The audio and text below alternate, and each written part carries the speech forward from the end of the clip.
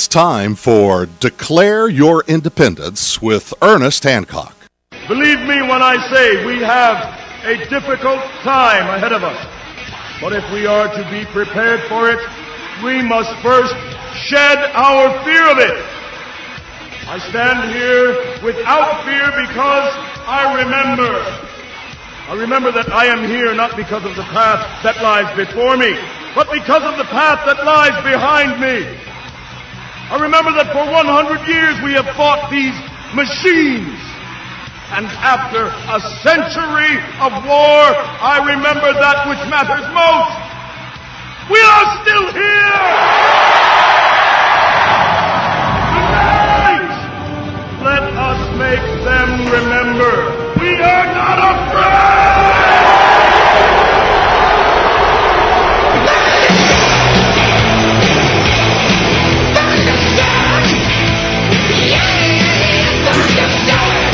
No fear, no fear, no fear. And that's what Pete and Ademo showed all today. You know, I got my shirt on. Yep, here we go. See, copblock.org. Hello, hello.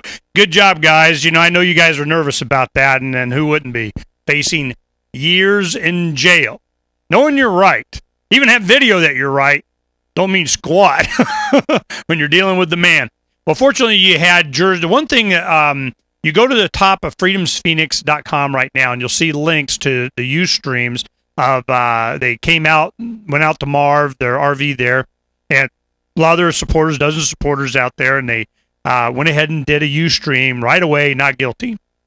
Well, so we get up to the date news and technology. This is the kind of stuff that the big bad guys are afraid of right here. Now they talk about one of the gentlemen wanted to video it. He goes in. There's Jason. He goes, we're going to go ahead and videotape this. And he got permission from the judge, had an order signed. They did it yesterday. And then today they said, you know what? You're not allowed today. Okay, fine. So anyway, it goes through the process. Hopefully we'll get video or some audio of the court proceedings in time and see how well they did. Because you just know Pete and Adam did a great job defending themselves. And they pulled one juror, talked to them, that said, yeah, there was one issue left, whether the camera in your phone or something had made you guilty of wiretapping or whatever, and it was 4-2 against them. Well, finally it was argued, and they kind of worked it out to where no, but that could have been easily years in jail right there. And a lot of times, this is another thing that juries don't know, and they oftentimes aren't even allowed to ask, what's the sentence? If we say guilty, what happens? 3 years. And they're thinking it's like time served or pay a fine or what, they had never told what it is. They don't even want them to know. Nope. Was he or was he not guilty of, fill in the blank new law that we just made up? Well, fortunately, it worked out well, but we can't always count on that. So it's always good every time this kind of thing happens that you guys, do what you did. Go out there, support, help.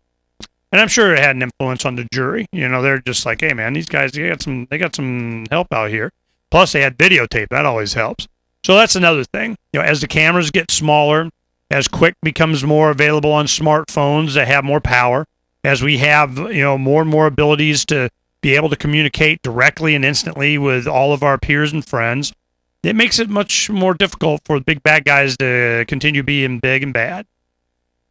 But a lot of times them being big and bad is exactly what forwards the movement when you show just how big and bad they are. All right. They want to play. We will make sure we take advantage of it. Now, I had scheduled, and they weren't available on the Skype that we agreed that we would do. They, for whatever reason, they're not available. Let me tell you about who we had, and then we'll go on to something else I want to talk about. Now, it's a gentleman named Marcin Jakubowski. Now, he was made a fellow over at TED Talks because I guess he jibed with whatever it was they're doing, become popular in his concept of open source ecology. And I interviewed a young man that's a supporter of his at PorkFest, and he hooked up this interview, and it just didn't come to fruition today, so hopefully we'll get rescheduled next week. But what it's about is here's someone that's used to having open source development with people on software. And he goes, look, we need to do the same kind of thing for hardware. So what do you need to be able to build a sustainable community? I mean, there's like 50 main things. You know, we need a tractor, we needed this, we needed that, we needed... So we devoted this issue of Freedom's Phoenix to kind of this concept. Even before we knew about these guys, we already knew that the first one was going to be libertarian philosophy. A lot of great contributors for that. Then we're going to have how that philosophy is put to use on the street, how activists actually uses philosophy to change culture and so on. So that was a 4th of July edition. Then our August edition that comes out a week from this coming Friday, so almost 2 weeks, we have the concept of just being independent. You know, how can you be independent if you're dependent on something? So how do you get your independence? By getting off the grid or off some under the thumb of somebody. So a lot of times it has to do with, you know, energy production or food production, or being able to provide your own communications and sustain, you know, not get too hot or too cold, and, you know, all these kind of things, just living well. I mean, I'm all about living well, but as efficiently as possible and as much off the grid as possible, be independent. And because of technology and a lot of the knowledge that is available on the internet and so on, man, this is going really fast. I've been paying attention for a long time, since early 90s. I mean, we've been looking at different things and friends that are making use of all kinds of different stuff. We had people that had an entirely solar home in the mid 90s, and they lived up in North Scottsdale area, you know, nice big home. And it was just because they wanted to. He was a contractor back in New Jersey, came here. You know, it's cheaper than me I want to live out in the boonies, have a nice home. Don't want to pay $1 gazillion to get linked in. You know, how many solar panels do I need? How many batteries? Done. See how easy that was? So this is, you know, already been in our heads. So I'm going, all right, so let's look at different people that are doing it. We had the aquaponics guys. It was called gardenpool.org. They took their backyard swimming pool and turned it into a tilapia farm, which is, you know, the freshwater fish that produces a lot of meat. So they do that. They put the chickens on top. The droppings feed the algae that then feed the fish. They have so many fish, they had to add a catfish in there to eat some of them, and a snapping turtle to kind of keep the fish population down. And that catfish eats all he can stand, and sooner or later, you're going to have to trade him in, you know, and they have a big giant catfish dinner. Then the water goes and feeds all the plants. They grow all their vegetables. And, you know, this closed, semi-closed system here was really sparked a lot of imagination, and they perfected a lot about aquaponics. So we have a story on that. Senior editor Pal Gamble is doing 2 stories this edition, and one of them is going to be about that. So there was this open source ecology to where they're going, you know, we need to have certain pieces of equipment.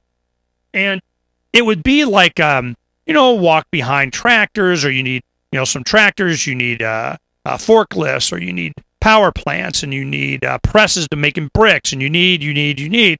But what they wanted to do is to make it to where it was all interchangeable, like a Lego set, that here you have, you know, why do I got to redesign every single piece? It's an arm that goes like this with hydraulic actuators. They go up and down and out and forward and back and swivel and what, you know, I got 15 gazillion pieces of equipment. They do exactly the same thing. Do I got to reinvent the wheel every single time?